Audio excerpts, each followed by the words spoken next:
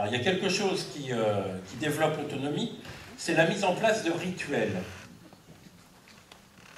Alors c'est quoi un rituel?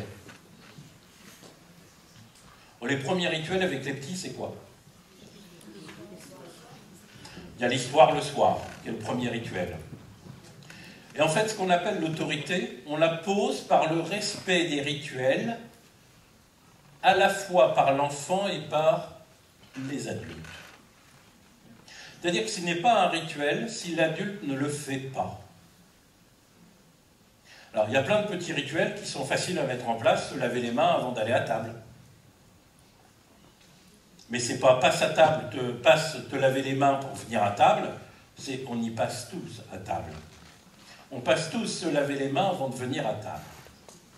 Et en fait, toutes les civilisations qui respectent l'autonomie de l'enfant ne sont pas pour des interdictions, mais passent par des rituels, ce qu'on appelle des rituels, qui à un moment donné ouvrent, quand le rituel il est suivi par tout le monde, qui n'a pas besoin de le tenir et de le dire, et ben on passe à un rituel supplémentaire qui montre qu'on a grandi et qu'on prend de plus en plus d'autonomie.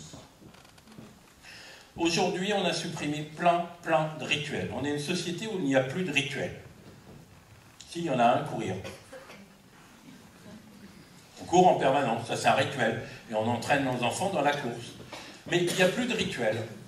Là, on travaille dans une école pour la non-violence avec les maternelles.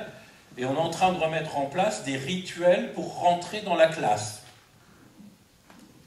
Alors au début, l'instit me dit « Monsieur Yakier, vous êtes... » Ouais, mais ça je sais, je suis né comme ça.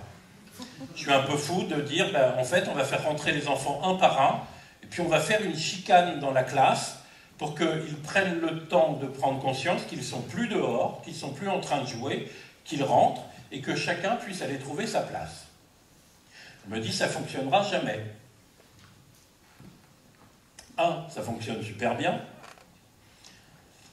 L'enseignante est en arrêt maladie, elle a une remplaçante qui n'a pas mis en place, et c'est les enfants qui lui ont dit « mais ça va pas, hein. On ne peut pas rentrer, nous. » Ben, pourquoi vous ne pouvez pas rentrer? Eh bien, parce que d'habitude, on fait comme ça, et c'est génial.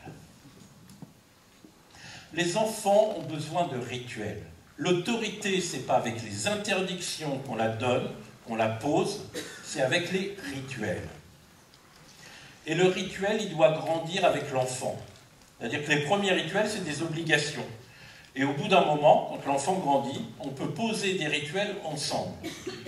Mais dans la notion de rituel, j'insiste sur le fait que les adultes les pratiquent aussi. Sinon, ce n'est pas un rituel, c'est un ordre. Alors après, on dit, et en plus, on a plein de gens qui disent, oui, mais les enfants sont plus polis, ne savent plus se mettre à table, ne savent pas faire ci, etc. Oui, parce que ce qui met en place ça, ce n'est pas la morale, mais c'est les rituels qui font que les enfants peuvent avancer, reprendre ça, modéliser ça, et sentir par eux-mêmes sur eux-mêmes comment ça peut faire du bien de passer par un rituel. Un enfant, naturellement, a besoin de calme. Sauf qu'il ne sait pas faire le calme par lui-même. Et tous nos rituels doivent l'amener, à nous calmer nous, et à le calmer lui, pour qu'il prenne conscience qu'il est en train de passer d'une activité de jeu, ou d'école, ou de travail, à une activité relationnelle avec les autres. Les rituels, c'est capital.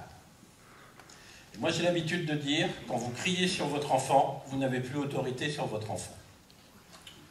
Dans les rituels, j'ai oublié de dire que les rituels, ça démarre le matin et ça finit le soir. C'est-à-dire que normalement, je dois avoir un rituel de mise en route de mon réveil, et je dois avoir un rituel que c'est le moment de dormir derrière. Ce n'est pas un rituel par-ci par-là, on a vraiment des rituels qui ponctuent la journée.